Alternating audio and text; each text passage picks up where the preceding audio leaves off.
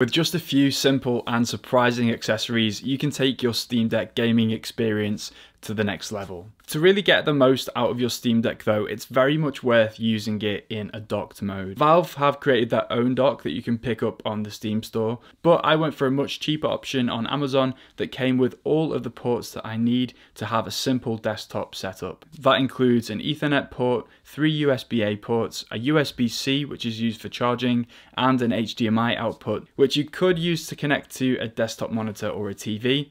But I actually went ahead and set it up with my iPad. This was inspired by a video I saw on Byte Review, but one gaming device he didn't try it with was the Steam Deck, so I just had to see for myself whether it worked. I'm glad I did test this out because it turned out the app that Tom was using on his Nintendo Switch and his PlayStation didn't work with the Steam Deck. So I actually found another solution, which is an app called Genki Studio. There is a bit of hardware you'll need to get this working. That includes a USB-C capture card and an HDMI 2.1 cable to make sure you're getting the fastest speeds possible. I've got my iPad set up on a VESA mount next to my computer, so if I manage to get my kids to nursery on time, I'll usually have half an hour free to just sort of decompress and play a bit of retro games before I actually start work. Now, admittedly, the resolution of the 12.9-inch iPad display is not perfect for gaming on the Steam Deck, but neither is the ultra-wide monitor that I've got next to it either. So this is a really nice option for me.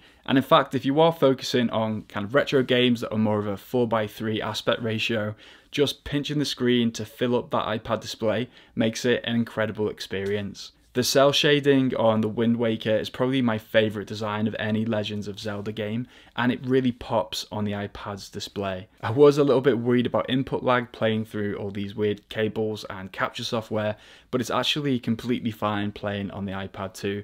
I have noticed if you play for a really long session, then it will not only drain your iPad's battery, but also slow it down in terms of responsiveness. So that is something to watch out for.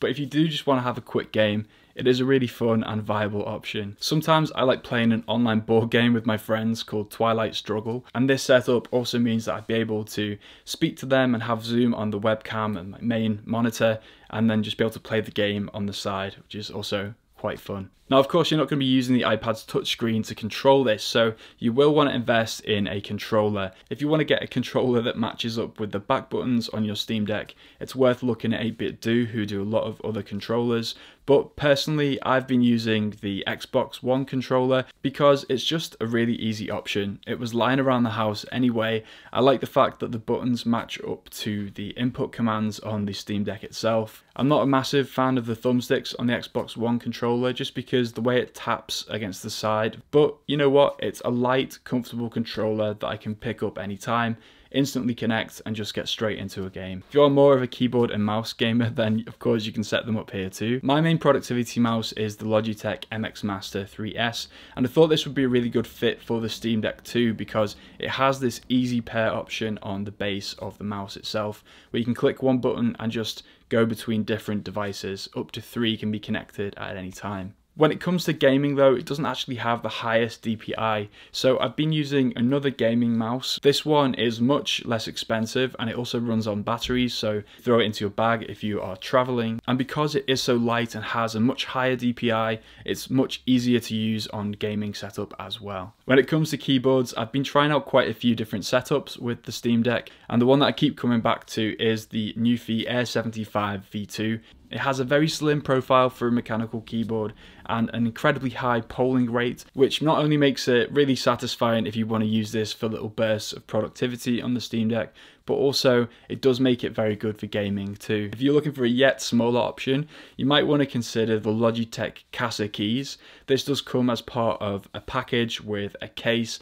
and a touchpad too, but just as a standalone keyboard, I really like this as a membrane option. The arrow buttons are a little bit small for consistent gaming unless you are very nimble indeed. Again, it's just a nice cute little option. You could also go a little bit more heavy duty and use something like an iQnix L80.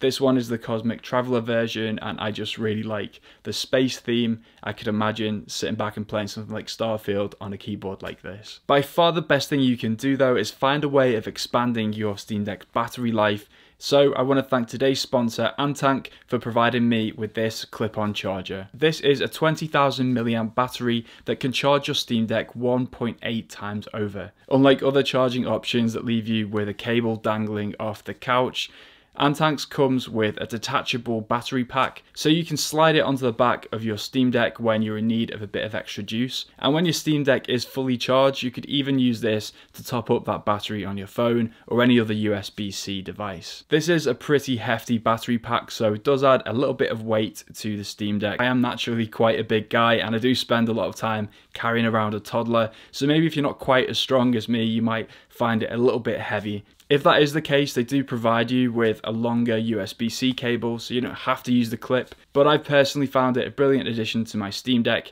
and if you want to pick one up, then check out the link in my description and use the code there to get a nice little discount too. One thing that does bug me a little bit on the Steam Deck is the loud fan noise whenever it gets too hot. I really recommend using a pair of noise cancelling headphones for the best experience. In my opinion, these don't have to be gaming headphones. I've just been using my Sony MX100 Mark III. I must have had these for 6 or 7 years now and they're still pretty much in perfect condition. Even the leather in the earpads isn't showing too much sign of wear. They have about an 8-hour battery life and can fast charge up to full in 30 minutes, so they're perfect for taking on a long trip to cut out that noise from trains or airplanes. There is one final accessory that I haven't mentioned in this video, and that is the dbrand skin that I've got on my Steam Deck.